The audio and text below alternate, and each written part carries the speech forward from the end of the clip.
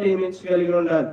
మొట్టమొదటిగా దేవునికి మనం ప్రయారిటీ ఇస్తే, దేవుని పరిపూర్ణంగా మనం ప్రేమిస్తే గనక అది 100కి 100% మాత్రమే ఉంటుంది. 2 బకెట్లు నీళ్ళు తెచ్చుకున్నారు.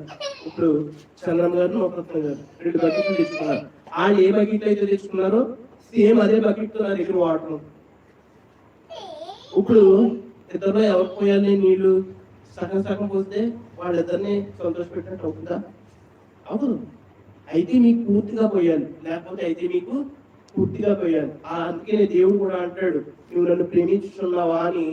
యేసు ప్రభు వారు ఎవరు అడుగుతున్నారు? పేతురు గారు అడుగుతున్నారు. ఈ రోజు మనల్ని కూడా దేవుడు అడుగుతున్నాడు, నువ్వు నన్ను ప్రేమిస్తున్నావా అని. అవునయ్యా నేను ప్రేమిస్తున్నానంటే, లేదు నీవు నీ పనిని ఎక్కువ ప్రేమిస్తున్నావు, లేదు నీవు నీ కష్టాన్ని బట్టి, నీ కష్టాన్ని బట్టి నీవు ఆ శ్రమను ఎక్కువ ప్రేమిస్తున్నావు.